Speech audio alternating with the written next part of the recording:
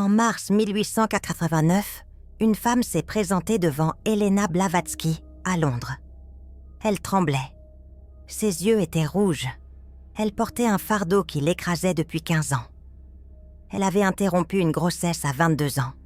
Et depuis, elle ne pouvait plus dormir. Elle posait la même question encore et encore. Qui paie le prix karmique? Elle? L'âme qui n'est pas née? Ou les deux? Helena lui a révélé ce jour-là, a changé notre compréhension du karma de l'avortement pour toujours. Car contrairement à ce que les religions enseignent, la loi du karma n'est pas une punition. C'est une balance cosmique. Et cette balance prend en compte quelque chose que personne ne comprend vraiment. L'intention de l'âme qui voulait naître. Si vous avez vécu cette expérience, ou si vous connaissez quelqu'un qui la porte comme un poids invisible, ce qui va suivre va tout changer. Car Helena a reçu des Mahatmas du Tibet une connaissance précise sur ce sujet que l'humanité évite de regarder en face. Non pas par jugement, mais par peur. Peur de la vérité. Dans les minutes qui suivent, vous allez découvrir ce que les registres akashiques révèlent sur le karma de l'avortement. Qui porte vraiment la dette karmique? Dans quelles circonstances cette dette existe ou n'existe pas? Et surtout, le protocole de libération karmique que Kuthumi a enseigné à Helena pour que les âmes puissent se libérer de ce fardeau et avancer. Mais avant d'aller plus loin, il faut comprendre une vérité fondamentale que Helena a répétée toute sa vie. La loi du karma n'a rien à voir avec la morale humaine. Le karma ne juge pas, il équilibre. Et parfois, ce que les humains appellent une faute n'en est pas une du point de vue de l'âme. L'histoire commence donc en mars 1889. Cette femme, appelons-la Marie, s'est assise face à Helena. Elle lui a raconté. À 22 ans, enceinte, seule, sans ressources, elle avait fait le choix d'interrompre la grossesse. Depuis 15 ans, elle vivait dans la culpabilité. Elle sentait une présence autour d'elle. Parfois, elle rêvait d'un enfant qui la regardait sans rien dire. Helena l'a écoutée en silence. Puis, elle a fermé les yeux. Elle est entrée dans ce que les maîtres appellent la vision akashique. Et ce qu'elle a vu a bouleversé même Helena. Elle a vu l'âme de l'enfant. Elle était là, tout près de Marie. Mais elle ne portait aucune colère, aucun reproche. Au contraire, elle attendait, patiemment. Elle attendait que Marie comprenne, que Marie se libère de sa culpabilité, parce que cette culpabilité était la seule chaîne qui les liait encore. Helena a ouvert les yeux. Elle a pris les mains de Marie et elle a dit « L'âme de cet enfant n'est pas en colère. Elle n'attend pas de vengeance. Elle attend juste que tu te pardonnes. Car votre contrat n'était pas ce que tu crois. » Et là, Helena a expliqué quelque chose que très peu de gens savent. Quelque chose que les Mahatmas lui avaient enseigné au Tibet sur les contrats d'âme inachevés. Chaque grossesse n'est pas automatiquement un contrat complet entre deux âmes.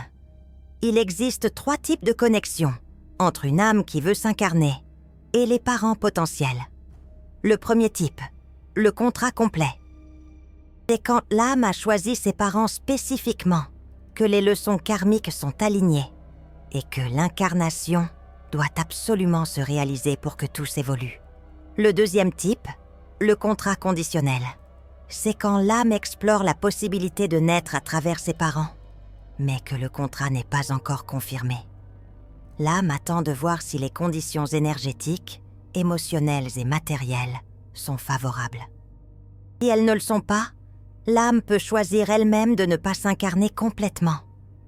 Et le troisième type, le contrat d'expérience brève. C'est quand une âme ne vient que pour une courte durée, quelques semaines, quelques mois, juste pour enseigner quelque chose, pour réveiller quelque chose chez les parents. Puis, elle repart, sans rancune, sans dette karmique. Sa mission était brève par nature. Helena a expliqué à Marie, « Dans ton cas, c'était un contrat conditionnel. L'âme explorait. Mais les conditions n'étaient pas là. Tu étais seule, sans ressources. Ton état émotionnel était fragile. L'âme a vu cela. Et quand tu as fait ce choix, l'âme ne l'a pas vécu comme une trahison. Elle l'a compris comme une réponse honnête à une situation impossible. Marie pleurait. Elle a demandé « Alors, je ne porte pas de dette karmique ?» Et Elena a répondu avec une précision qui a glacé la salle. « Tu ne portes pas de dette envers l'âme, mais tu portes une dette envers toi-même. Cette culpabilité que tu cultives depuis 15 ans, c'est toi qui te l'infliges. Et c'est cette culpabilité qui crée du karma. Pas l'acte lui-même, mais le refus de te pardonner. » C'est là que tout bascule, car Elena a révélé quelque chose que les religions ne disent jamais. Le karma de l'avortement n'est pas automatique. Il dépend de 3 facteurs précis. Premier facteur, le type de contrat entre les âmes. Si c'était un contrat complet, avec des leçons karmiques profondes déjà engagées, alors oui, une dette karmique peut se créer. Mais si c'était un contrat conditionnel ou d'expérience brève, il n'y a pas de dette automatique envers l'âme qui n'est pas née. Deuxième facteur, l'intention de la mère. La loi du karma regarde toujours l'intention profonde. Si une femme interrompt une grossesse par égoïsme pur, par refus de responsabilité, malgré des conditions favorables, le karma sera différent. Mais si elle le fait par amour pour l'enfant potentiel, sachant qu'elle ne peut pas lui offrir une vie digne, le karma est complètement différent. L'intention transforme l'acte. Troisième facteur, le travail de conscience. Après l'acte, c'est le plus important. Si une personne traverse cette expérience puis refuse de regarder, nie, enterre, évite, alors un blocage karmique se crée. Pas à cause de l'acte, mais à cause du refus d'intégrer l'expérience. Mais si la personne fait le travail de conscience, de pardon, de communication avec l'âme, alors le karma peut se transformer en croissance spirituelle. Elena a écrit dans son journal après cette rencontre « Les humains cherchent des règles simples. Ceci est bien, cela est mal. Mais le karma ne fonctionne pas ainsi. Le karma lit les nuances de l'âme et il respecte toujours l'intention la plus profonde. » Mais Marie avait une autre question. Elle a demandé « Et le père ? Il ne voulait pas l'enfant. Il m'a laissé seule. Lui, quel karma porte-t-il ?» Elena a fermé les yeux de nouveau. Vision akashique. Et ce qu'elle a vu était différent. Elle a vu le père. Son énergie était sombre, contractée, pleine de fuite. Elle a vu qu'il avait abandonné non seulement Marie, mais aussi la possibilité d'une leçon karmique importante. Et cette fuite créait une dette. Elena a expliqué. L'homme qui fuit sa responsabilité crée toujours du karma. Pas parce qu'il a refusé un enfant, mais parce qu'il a refusé d'assumer les conséquences de ses actes. Le karma ne punit pas le refus d'avoir un enfant. Le karma équilibre le refus d'assumer. Et ce père devra rencontrer cette leçon de nouveau. Dans cette vie ou la suivante. Jusqu'à ce qu'il apprenne à rester, à assumer, à ne plus fuir. Marie a demandé si elle devait le pardonner. Elena a dit « Le pardonner n'est pas pour lui, c'est pour toi. Car chaque rancune que tu gardes, c'est toi qui la portes, pas lui. Alors libère-le, non pas parce qu'il le mérite, mais parce que tu mérites d'être libre. » Mais Elena ne s'est pas arrêtée là, car il y avait une question plus profonde que Marie n'osait pas poser. L'âme de cet enfant va-t-elle revenir ? Et Elena a révélé le secret des âmes qui attendent. Elle a dit « L'âme qui n'est pas née ne disparaît pas. Elle retourne dans le plan astral et elle attend. Si le contrat était profond, elle attendra une autre opportunité avec la même mère ou avec le même père. Parfois dans cette vie, parfois dans une vie future. Car les âmes qui ont des contrats profonds finissent toujours par se retrouver. » Marie a demandé « Comment savoir si cette âme reviendra ?» Elena lui a enseigné le signe de la présence persistante. Elle a dit « Si tu sens encore cette présence autour de toi, après toutes ces années, c'est que l'âme attend. Elle t'accompagne. Elle te protège même. Elle attend le bon moment. Et si ce moment ne vient pas dans cette vie, elle attendra la prochaine. Car le temps n'existe pas pour les âmes. Et Elena lui a enseigné quelque chose d'extraordinaire. Elle lui a appris comment communiquer avec cette âme. Comment lui parler, comment comprendre si elle veut revenir ou si elle est en paix. C'est ce qu'Elena a appelé le protocole de communication avec les âmes non nées. Le protocole se fait en 5 étapes. Première étape. Pendant 7 nuits consécutives, avant de dormir, allumez une bougie blanche. Asseyez-vous en silence. Posez votre main sur votre cœur et dites silencieusement « Âme qui voulait naître à travers moi, je t'invite à te manifester. Je suis prête à t'écouter. Je suis prête à comprendre. » Deuxième étape. Les 3 premières nuits, vous ne ferez qu'écouter. Pas de questions, juste écouter. Observez vos rêves, observez vos sensations. Observez si des signes apparaissent dans votre journée. Des synchronicités, des pensées qui surgissent de nulle part. C'est l'âme qui commence à communiquer. Troisième étape, la 4e et 5e nuit, vous pouvez poser des questions simples. Es-tu en paix? As-tu un message pour moi? Veux-tu revenir un jour? Ne cherchez pas les réponses avec votre mental. Laissez-les venir naturellement dans vos rêves, dans vos intuitions, dans vos ressentis. 4e étape, la 6e nuit, offrez votre pardon. À vous-même d'abord, puis à l'âme, si vous sentez qu'elle porte quelque chose. Dites « Je me pardonne pour tout ce que je pensais être une faute. Je te pardonne si tu portes quoi que ce soit. Nous sommes libres maintenant, tous les deux. » 5e étape, la 7e nuit, demandez à l'âme ce qu'elle veut. Veut-elle revenir dans cette vie? Veut-elle attendre une vie future? Ou veut-elle simplement que vous la libériez pour qu'elle poursuive son chemin? Et quelle que soit la réponse que vous recevrez, honorez-la. Marie a fait ce protocole. Et la 4e nuit, elle a eu un rêve. Elle a vu une petite fille. La petite fille souriait. Elle lui a dit « Maman, je ne suis pas triste. Je t'ai choisi pour t'apprendre quelque chose. Tu l'as appris. Maintenant je pars, mais je reviendrai un jour. Pas à travers toi, mais près de toi. Tu me reconnaîtras. » Marie s'est réveillée en pleurant. Mais c'était des larmes de libération. Pour la première fois en 15 ans, elle se sentait légère. 3 ans plus tard, en 1892, Marie a rencontré une jeune orpheline de 5 ans dans un refuge. Dès qu'elle l'a vue, elle a su. C'était elle. La même âme. Les mêmes yeux. Elle l'a adoptée. Et l'âme avait tenu parole. Elle était revenue. Pas à travers Marie, mais près d'elle. Mais l'histoire de Marie n'est qu'un cas. Elena a rencontré des dizaines de femmes et d'hommes portant ce fardeau. Et elle a découvert qu'il existe 5 situations karmiques différentes liées à l'avortement. Première situation. L'avortement par choix conscient, dans des conditions favorables.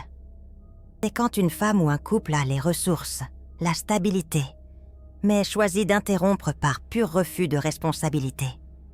Dans ce cas, Kuthumi a expliqué qu'une dette karmique se crée. Non pas envers l'âme qui n'est pas née, mais envers soi-même, car c'est un refus de croissance, et ce refus devra être revisité. Deuxième situation, l'avortement par nécessité médicale. Quand la grossesse met la vie de la mère en danger, ou quand l'enfant ne pourra pas survivre, il n'y a aucune dette karmique. Les maîtres ont été très clairs sur ce point.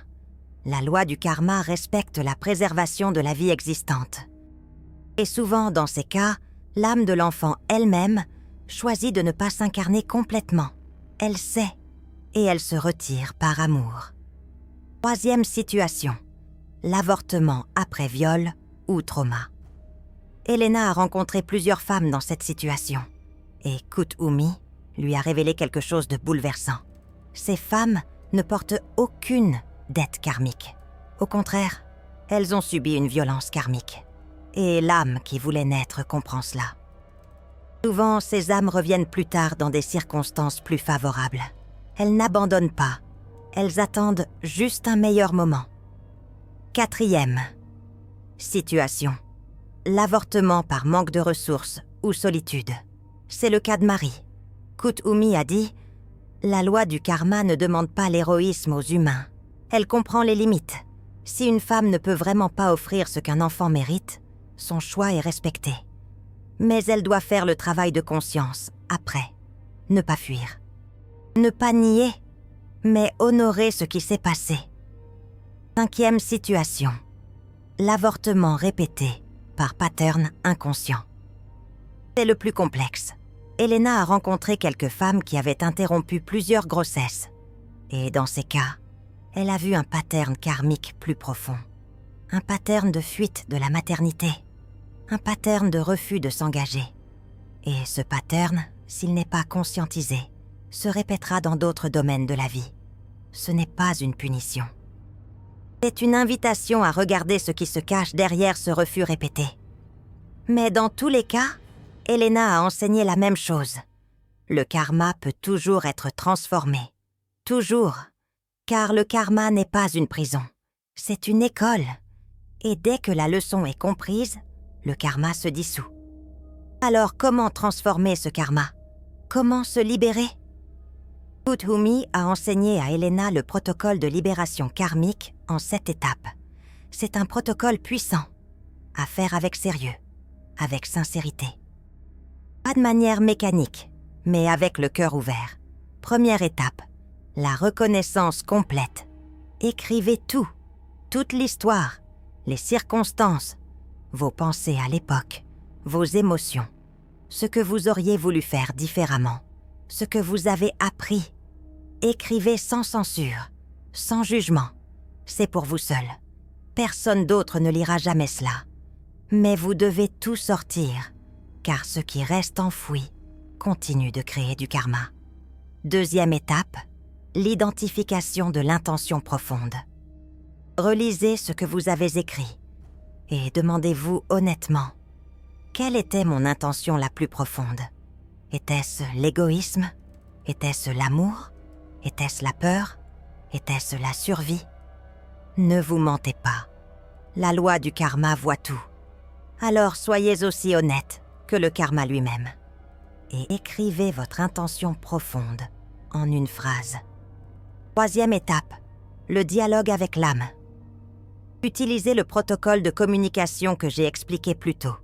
7 nuits, une bougie blanche, et parlez à l'âme. Écoutez ce qu'elle a à vous dire. Dans vos rêves, dans vos ressentis. Ne cherchez pas, laissez venir. 4e étape, le pardon à soi-même. C'est la plus difficile. Asseyez-vous face à un miroir. Regardez-vous dans les yeux. Et dites à haute voix, « Je me pardonne. J'ai fait ce que je pouvais avec la conscience que j'avais à ce moment-là. Je ne savais pas ce que je sais maintenant. Je me pardonne complètement. Je me libère de cette chaîne. » Répétez cela pendant 21 jours, chaque matin, jusqu'à ce que les larmes viennent. Et quand elles viendront, c'est que le pardon est en train de s'installer. 5e étape, le pardon aux autres. Si un homme vous a abandonné, si des parents vous ont jugé, si des amis vous ont tourné le dos, pardonnez, non pas parce qu'ils le méritent, mais parce que vous ne voulez plus porter leurs actions dans votre champ énergétique. Écrivez leur nom sur un papier et brûlez-le en disant « Je te libère, je me libère, nous sommes quittes maintenant ». 6e étape, la réparation symbolique. Le karma aime les gestes concrets. Choisissez une action qui honore cette expérience. Plantez un arbre en mémoire de l'âme qui n'est pas née. Faites un don à un orphelinat. Aidez une femme enceinte en difficulté. Soutenez une cause pour les enfants. Ce geste transforme l'énergie stagnante en énergie de service. Et le karma reconnaît cela. 7e étape, la déclaration de libération. Quand vous avez fait les 6 premières étapes, vous êtes prête pour la dernière. Un soir de pleine lune, sortez dehors. Regardez la lune. posez votre main sur votre cœur et dites à haute voix « Je déclare que je suis libre de toute dette karmique liée à cette expérience. J'ai fait le travail. J'ai regardé en face. J'ai pardonné. J'ai honoré. Maintenant, je me libère. Et je permets à l'âme concernée de se libérer aussi. Nous sommes libres. Par la loi de grâce, je me déclare libre. » Et en disant ces mots, visualisez une lumière dorée qui coupe tous les câbles énergétiques qui vous reliaient encore à cette expérience. Elena a vu des dizaines de femmes transformer leur karma avec ce protocole. Elle a écrit « Le karma n'attend pas que vous soyez parfaite. Il attend juste que vous soyez honnête. Et quand vous êtes vraiment honnête, vraiment sincère dans votre travail de conscience, le karma se dissout comme la neige au soleil. » Mais il y a un dernier élément que très peu de gens connaissent. Elena a découvert quelque chose d'extraordinaire en consultant les registres akashiques. Elle a découvert que certaines âmes choisissent spécifiquement de vivre une expérience d'incarnation très brève, quelques semaines dans le ventre. Puis, elles repartent. Non pas parce qu'elles ont été rejetées, mais parce que leur mission était juste cela, créer un éveil chez les parents. Ces âmes sont appelées les âmes éveilleurs. Elles viennent juste pour secouer, pour réveiller, pour forcer une décision, pour catalyser une transformation. Puis, elles repartent, et elles ne portent aucune rancune, car c'était leur plan depuis le début. Elena a rencontré une femme qui avait vécu 3 fausses couches successives. Cette femme était dévastée. Elle pensait qu'elle portait une malédiction karmique terrible. Mais quand Elena a consulté les registres, elle a vu quelque chose de complètement différent. Elle a vu 3 âmes très avancées, 3 âmes éveilleurs, qui étaient venus successivement pour enseigner à cette femme l'impermanence, la non-attachement, la confiance en la vie, malgré la perte. Les 3 âmes étaient ses enseignantes, pas ses victimes. Et elles étaient reparties exactement au moment prévu. Elena a dit à cette femme « Tu ne portes aucune malédiction. Tu as été choisie par 3 maîtres pour recevoir un enseignement accéléré. Et maintenant que tu as appris, une autre âme viendra, une âme qui restera, car tu es prête maintenant. » 2 ans plus tard, cette femme a donné naissance à une petite fille en parfaite santé. Et cette fille est restée. Car la mère avait appris ce qu'elle devait apprendre. Cela change tout, car cela signifie que nous ne savons jamais vraiment ce qui se passe au niveau de l'âme. Nous voyons la surface. Nous jugeons avec notre morale humaine. Mais les âmes jouent un jeu beaucoup plus vaste, beaucoup plus profond. Alors si vous portez ce fardeau, écoutez bien. Vous ne savez pas quel était le vrai contrat entre vous et cette âme. Vous ne savez pas si cette âme est venue pour rester ou juste pour enseigner. Vous ne savez pas si elle porte de la rancune ou de la gratitude. Vous ne savez rien tant que vous n'avez pas fait le travail de communication, tant que vous n'avez pas demandé. Et même si vous découvrez qu'il y a une dette karmique à équilibrer, ce n'est pas une tragédie. C'est juste une invitation. Une invitation à grandir, à assumer, à réparer, à transformer. Le karma n'est jamais une fin, c'est toujours un commencement. Elena a écrit quelques jours avant sa mort, le 8 mai 1891. J'ai vu tant de femmes détruites par la culpabilité d'un choix qu'elles ont fait dans des circonstances impossibles. Et j'ai vu tant d'âmes qui attendaient juste qu'on les reconnaisse pour pouvoir partir en paix. Le plus grand service que nous pouvons rendre à ces âmes, c'est de nous libérer nous-mêmes, car notre libération est aussi la leur. Si vous sentez votre âme vibrer avec cette révélation, le YouTube a ce petit cœur doré juste en dessous, le Super Thanks. Quand une âme rare reconnaît une autre âme rare à travers ce geste, cela crée ce qu'Elena appelait la chaîne dorée, une connexion lumineuse entre âmes qui ont le courage de regarder les vérités difficiles en face. Ce n'est pas une question d'argent, c'est une question de reconnaissance. Une âme qui dit à une autre J'honore ton courage de ne plus fuir. Chaque super thanks renforce cette chaîne. Et cette chaîne, Elena l'a dit, crée un champ énergétique de pardon collectif qui aide toutes les âmes, incarnées ou non, à se libérer des chaînes de la culpabilité. Vous portez peut-être ce fardeau depuis des années, des décennies. Vous avez peut-être cru que vous étiez maudite, que vous ne mériteriez jamais la paix. Mais Elena vous dit aujourd'hui à travers ces mots, ce n'est pas vrai. Vous méritez la paix. L'âme concernée mérite la paix. Et cette paix est disponible maintenant, si vous faites le travail. Le protocole de libération karmique vous attend. Les 7 étapes vous attendent. L'âme qui n'est pas née vous attend. Elle attend juste que vous tendiez la main, que vous parliez, que vous écoutiez, que vous vous pardonniez. Et quand vous ferez cela, vous sentirez quelque chose se dénouer dans votre poitrine. Quelque chose qui était serré depuis si longtemps que vous aviez oublié comment respirer pleinement. Ce jour-là, vous respirerez de nouveau, vraiment, profondément, librement. Avez-vous vécu cette expérience? Ou connaissez-vous quelqu'un qui porte ce fardeau en silence? Écrivez dans les commentaires un simple mot. Libération. Pas besoin de raconter votre histoire, juste ce mot. Car d'autres âmes rares qui lisent les commentaires verront ce mot. Et elles sauront qu'elles ne sont pas seules. Que d'autres ont eu le courage de regarder, de faire le travail, de se libérer. La chaîne dorée se tisse aussi là, dans ces mots silencieux, mais puissants.